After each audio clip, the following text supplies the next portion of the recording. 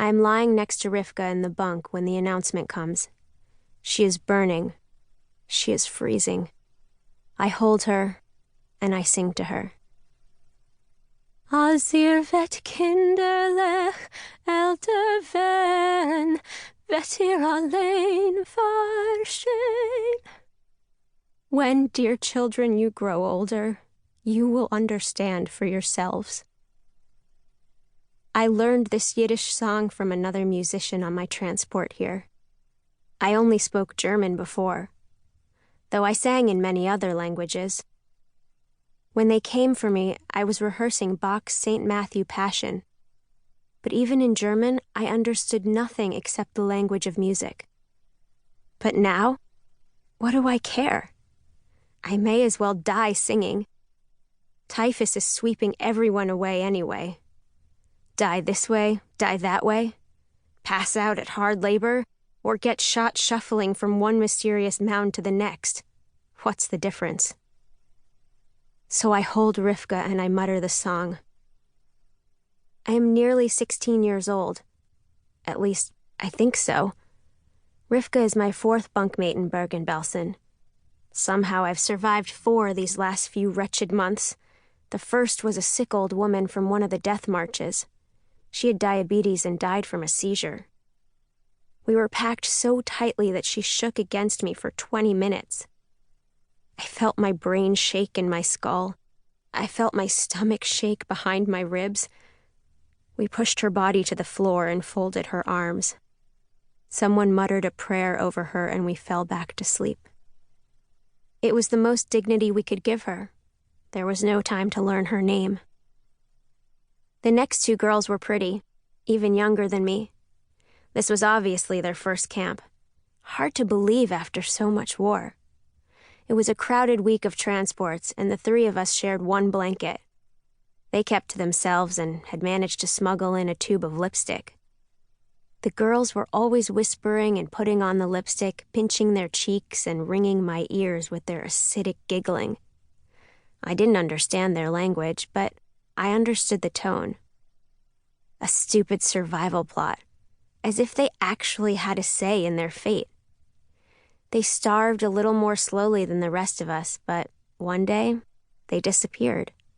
One in the morning, the other that night. Rivka came 2 days later from the Buna factory. She is also from Köln, the city where I was born, and she knew my parents. She's a laboratory scientist, the mother of 2 boys, Micah and Chaim, fond of boxing. She said she usually scolded them for fighting, but she was secretly proud of her strong sons. They'd buy her little trinkets with the winnings from their after-school fights, flowers, chocolates, and kiss and flatter her to keep her from fussing too much.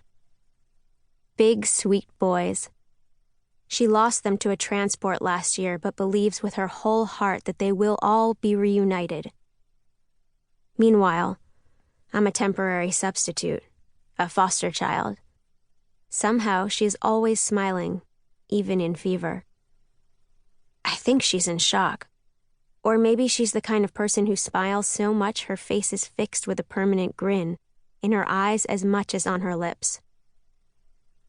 Rivka had met my parents a few times at the club in Köln.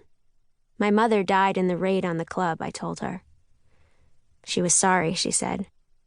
Her voice got raspy, and she used her little, growing cough as an excuse not to finish her thought. A couple of weeks after Rivka came here to Bergen-Belsen, the typhus took root.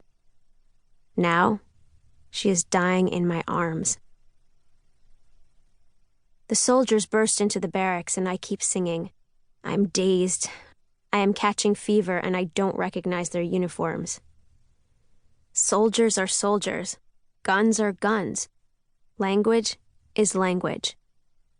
They shout to us in English, with British accents, I think, muffled through the rags they hold over their noses and mouths. I'm so used to the smell of filth and death that only when I see those handkerchiefs am I reawakened to the true state of things. I'm inexplicably ashamed. I have nothing left to be ashamed about, but I pull my uniform shirt lower over my bare thighs anyway. the soldiers begin removing the dead.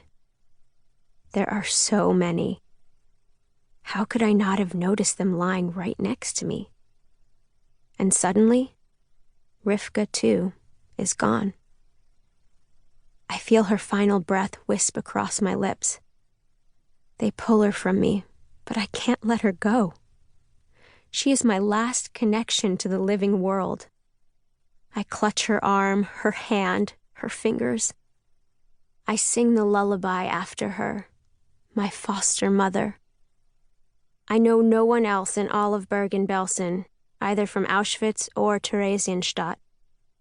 Everyone is come and gone, piles of shells pulled in and out of waves, and I'm still here, a skeleton of a sea creature, dropped in this tide pool, living, watching, still living.